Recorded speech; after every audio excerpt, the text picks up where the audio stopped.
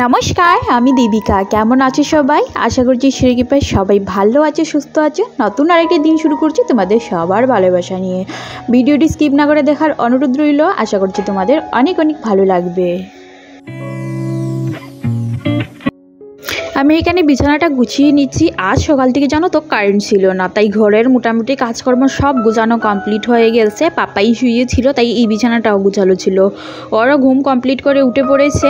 আর এবার আমি বিছানাটা গুছিয়ে না স্নান করতে চলে যাব। এক তো ছিল না কারেন্ট, ফোনে চার্জও ছিল না, তাছাড়া বাইরে একদম অন্ধকার গুটগুটে হয়ে কুয়াশা পড়েছে। গত দুদিন ধরে রৌদ্র উঠছে না, আর সেই কারণে ঠান্ডার পরিমাণটাও অনেকটা বেড়ে গেছে। আর এই ঠান্ডার কারণে আজকে সারাদিন থেকে আমি আর দরজা খুলে দিইনি। বাইরে থেকে ঠান্ডা ঠান্ডা ওই বাতাস এসে না ঘরের ভিতরটা পুরো ঠান্ডা হয়ে যেত। আজ সকালবেলা না খাবারে রুটি করেছিলাম, তার সঙ্গে আলু সয়াবিনের তরকারি করেছিলাম। খাবারটা জমজমাট ছিল। আগের দিন রাতের মাছের ঝোলও ছিল, সেইটা দিয়ে সকালবেলা খাওয়া দাওয়া হয়েছে। তারপর বর ডিউটি চলে গেছে, পাপাইকে খাইয়ে ঘুম পাড়িয়ে দিয়েছিলাম।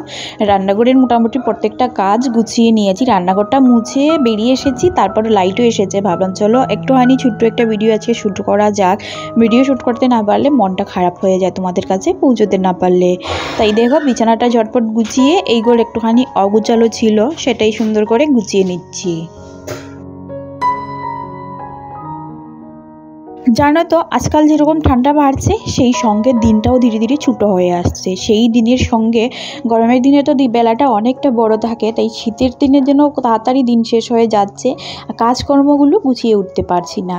একটুখানি সময় লাগবে এই সময়টার সঙ্গে মানিয়ে নিতে।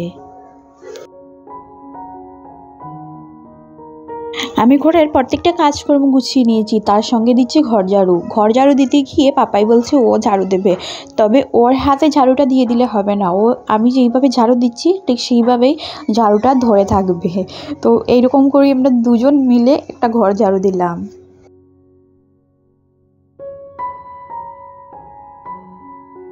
এই শীতের সময় যারা গ্রামে থাকে তাদের জন্য অনেক বেশি মজাদার, তাই না? সকালবেলা উঠে উনুনে রান্না বান্না, তাছাড়াও পিঠে পুলি উনুনে বসে বসে সবাই মিলে করে খাওয়া, সেইটার কিন্তু মজাই আলাদা। তবে শহরের জীবনে কিন্তু সেই আনন্দগুলো একদমই পাওয়া যায় না। আমি স্নানটা সেরে এসেছি, আর পাপার জন্য একটুখানি দুধ জাল দেবো, তাই ফ্রিজটা খুলে দুধের প্যাকেটটা বের করেছি। তো উনিও গিয়ে কিছু একটা খুঁজছিলেন, তার মধ্যে একটা অ্যাপেল পেয়েছেন, সেটাই বের করে নিয়ে এসেছেন জুড়ির থেকে। ফ্রিজে দেখছি কি দুটো প্যাকেট দুধের জমা হয়ে গেছে। একটা তো গতকালকে নিয়ে এসেছিলো, আর আরেকটা গত পরশুদিন নিয়ে আসা হয়েছে। তো ভয়ে ভয়ে দুটো প্যাকেটই একসঙ্গে মিক্স করে নিচ্ছি, কারণ যদি ফেটে যায় সেই ভয়টা পাচ্ছিলাম। এবার দেখা যাক, ফেটে গেলে তো অনেকগুলো ছানা বেরোবে, না হয় পনির করে নেব, আর যদি দুধ হয়ে যায় তাহলে তো হয়েই যাবে। পনিরের চাইতে দুধের দরকারটাই আমার বেশি। পাপাই যেহেতু দুধ খায়, তাছাড়া আমরাও চাটা দিয়ে খাই, চায়ের মধ্যে দুধ দিয়ে খাই, তো প্রয়োজন পড়ে। তাছাড়া জানো তো আমাদের সাইডে পনির কিন্তু ওই প্যাকেজিং যে পনিরগুলো হয় প্যাকেটের মধ্যে, ডিব্বার মধ্যে, সেগুলো কন্টেনারের মধ্যে, সেগুলোই কিনতে পাওয়া যায়। তবে এইখানে কিন্তু ডেইরি শপে খোলা পনির পাওয়া যায়, আর সেইটার দাম অনেকটা কম হয়, আর খেতে কিন্তু সত্যি অসাধারণ হয়। আমার তো ভীষণ ভালো লাগে। তবে আমাদের সাইডে না ওইগুলো পাওয়া যায় না। আর পাওয়া না যাওয়ায় যখনই পনিরটা খুব ঘরে কম নিয়ে আসা হয়, তাছাড়া অনেক মানুষজন তো, বড় ফ্যামিলি, জয়েন্ট ফ্যামিলি, সেই কারণে পনিরের কন্টেনার নিয়ে আসলে একটুখানি কষ্ট হয়ে যায় সবাইকে দিয়ে ওঠাটা। আগের দিন যে বর কফি নিয়ে এসেছিল, এই শীতের শুরুতেই একটা কফির কৌটো ভেঙে নিয়েছি, আর আজ শুরু করেছি। তবে আমার শীতের সময় কফি খেতে ভীষণ ভালো লাগে। পুরো শীতটাই মোটামুটি কফি দিয়ে চালিয়ে নিই, আর তার মধ্যে আমার চায়ের নেশাটাও আশা করছি কেটে যাবে। গরম পড়লে আর চায়ে হাত দেব না, আর ইদানিং আমি কফি দিয়েই চালিয়ে নেব। একটুখানি হানি দিয়েছি পাপাইয়ের দুধের মধ্যে, আমার কফিটার মধ্যেও।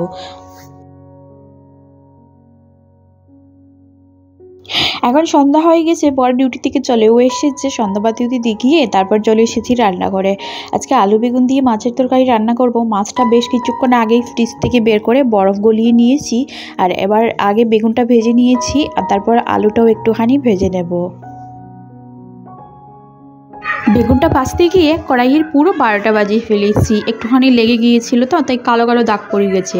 কড়াই মাজতে যে কী কষ্ট, সত্যি রান্নাঘরে সবথেকে কঠিন কাজ আমার মনে হয় কড়াই মাজা। আলুগুলো ভাজতে বসিয়ে দিয়েছি সামান্য একটুখানি হলুদ গুঁড়ো দিয়ে, আর তাছাড়াও আমি এইদিকে রান্নাবান্নার সব কিছু কিন্তু জোগাড়যন্ত্র করে ফেলেছি। রান্না করতে সেই রকম সময় লাগে না, তবে হ্যাঁ এই যে কাটাকুটনিগুলোতে অনেকটাই টাইম লেগে যায়।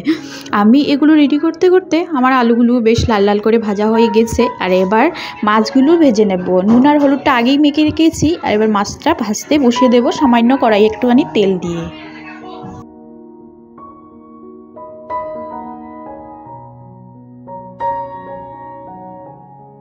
জানো তো শীতটা যত বাড়বে রান্নাবান্না করতে ততই টাইম লাগবে, কারণ ওই খাবার জল টল সব কিছু একদম বরফ হয়ে থাকে। রান্না বসানোর পর যেন জালই উঠে না এরকম হয়ে যায়।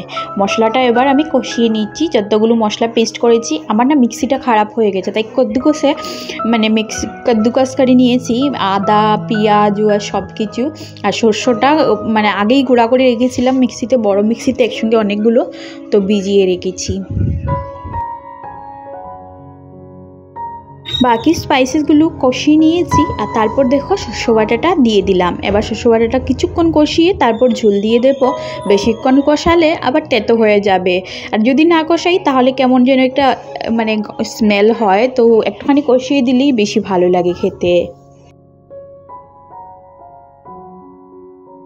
শস্য বাটাটা একটুখানি কষিয়ে আলু দিয়ে দিয়েছি, যতক্ষণ না মাখো মাখো হবে ততক্ষণ কিন্তু কষিয়ে যাব। আলুর গায়ে মশলাটা পুরো লেগে গেছে, একটা মাখো মাখো ভাব এসেছে। আর এবার কিন্তু আমি এটাতে ঝুল দিয়ে দেব।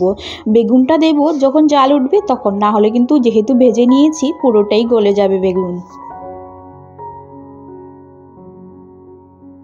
ঝোলটা একটুখানি বেশি করে দিয়েছি, বেশ খানিকটা আলু আছে, ঝোলটা একদমই টেনে নেবে। আলুর যে কোনো তরকারি ঝোলটা খুব তাড়াতাড়ি কিন্তু ঠান্ডা হওয়ার পর টেনে যায়।